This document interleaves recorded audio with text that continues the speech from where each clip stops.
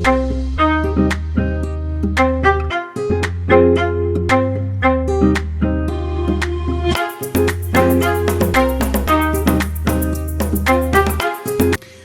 Sagittarius. This is going to be your reading for the third week of February, and let's see what's coming in for you. I'm using the unicorn messages, and your first one, wow, look at this one, imagination. Oh, wow, what a vibrant, beautiful, just radiating this white light energy here. Envision a new reality. Give yourself permission to dream. Believe in unlimited possibilities. So knowing that everything and anything is possible and using that imagination, you got to also know that, like, impossible is I'm possible. And it's also giving you that ability to think of the impossible and just truly allowing yourself to embrace those visions, embrace those ideas, embrace those creative energies. Ooh, some of us could also be really inspired by one of my favorite inspirational fuels, anger. And this is also talking about whatever it is that has been really upsetting you, frustrating you, harnessing this. Like, again, a lot of people use this to destroy, but you can use this to destroy and rebuild, right? Demolition, right? We're deconstructing something to reconstruct something. And some people do this externally, internally. There's different ways to do this, but please, of course, using this fuel to propel you forward, not to tear yourself down or others around you. So safely express your anger. Find ways to positively or safely, okay? This can be, through communication. This could be through art. This could be through sports, through the gym. There's different ways to transmute that. Use anger as a positive force for good, right? Like, I'm so mad, but I'm gonna go to the gym or I'm gonna go eat something healthy versus going to eat something not healthy, right? Honor all of your emotions as sacred, and this is a very sacred one. We all get angry. I know a lot about this one, and this is a very powerful energy that you can absolutely make the changes you need. We have innocence. This is so beautiful. Look at this little baby unicorn, this beautiful new energy. Maybe this is again about just having that remembrance and playfulness and just that new energy where things are new beginnings, right? Learning how to stand. Take time to play, nurture your inner child, and live with a childlike sense of wonder. And that's the right? Like, what's this? What's that? And I know, some people think it's very annoying, but it's also very open to learning, right? Too many people that just feel like, I already know everything, but it's also like, you could still learn. And maybe it's about learning how to, so to nurture your inner child. And that could be why you're also very angry, because you've been blocking off your imagination for so long because you're trying to find different ways to express this, but maybe you've been not allowing your inner child wonder or self to just be playful, to be fun, to be goofy, to be silly. I know that there's context and timing for everything with the Wheel of Fortune here too. However, you can still do what you love and still embrace your, childhood favorite things. I always loved unicorns, but they weren't a thing when I was younger. The only unicorn I'd ever seen was in Disney's Fantasia. And I didn't even realize they were unicorns until I rewatched them. But we're holding on to a lot of stuff here. Wow, very powerful. Very, very closed off. I feel like you're very protective of this side of you, and I don't think you've really, you've kind of locked it away and you've not even opened or seen the key in a minute, okay? So we got the Four of Swords and we got the Four of Pentacles and the Two of Swords. Four of Pentacles talks about holding on too tightly. This can either be in a sense of being very greedy, very protective, right? She's protecting the tree and all her pentacles.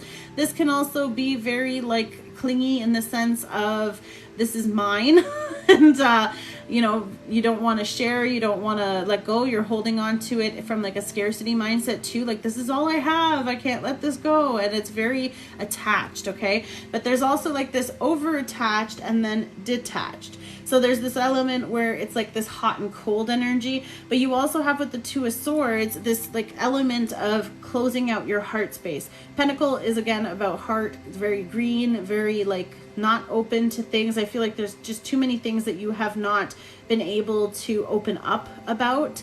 And you're also you're cherishing a lot of things.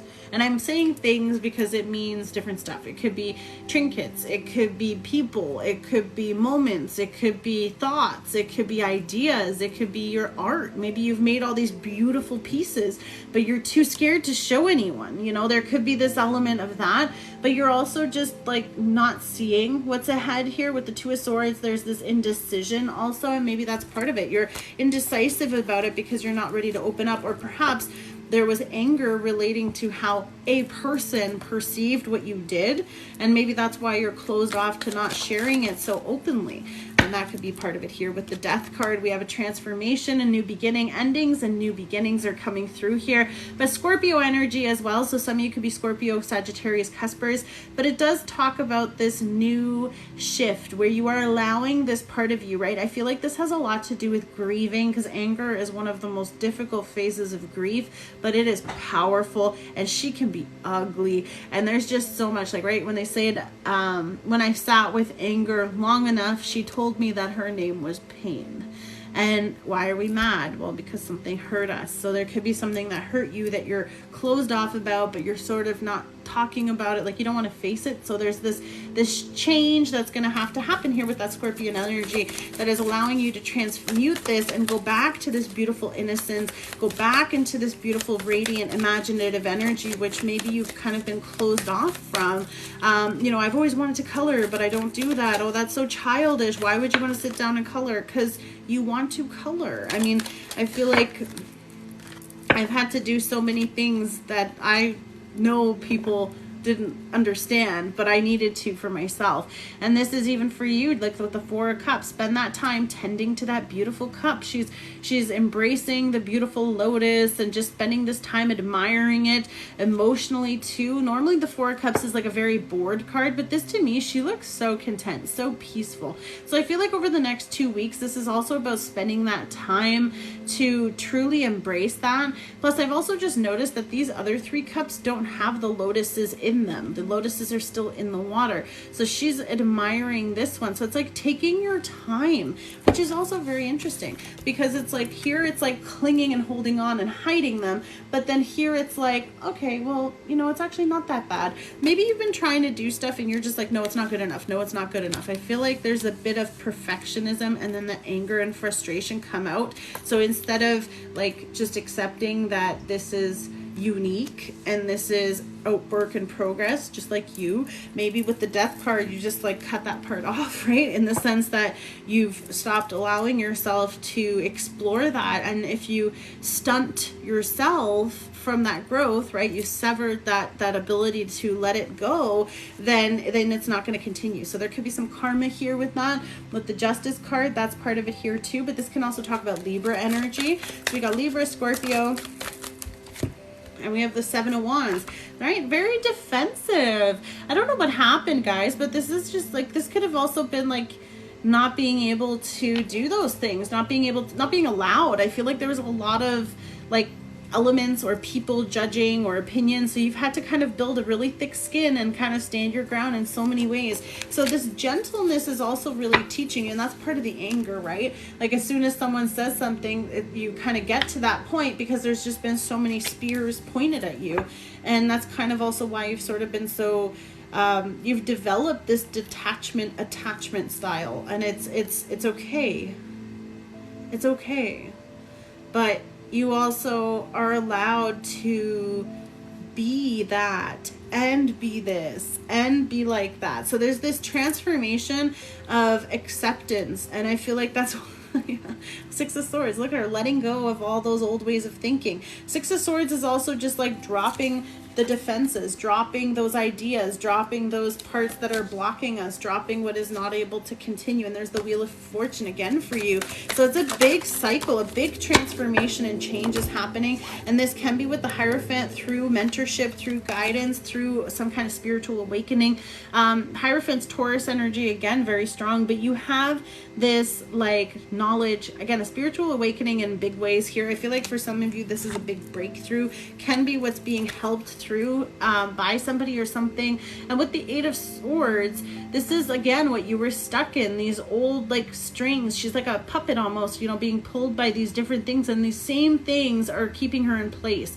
So there's this element of holding on and getting yourself trapped into this circumstance. And again, this is with the mind. So this could be anxiety or depression, which is part of also why you're feeling the way you have been. So this could be also getting help, getting guidance, maybe even medical, maybe even learning and educating or getting different techniques and styles on how to process that.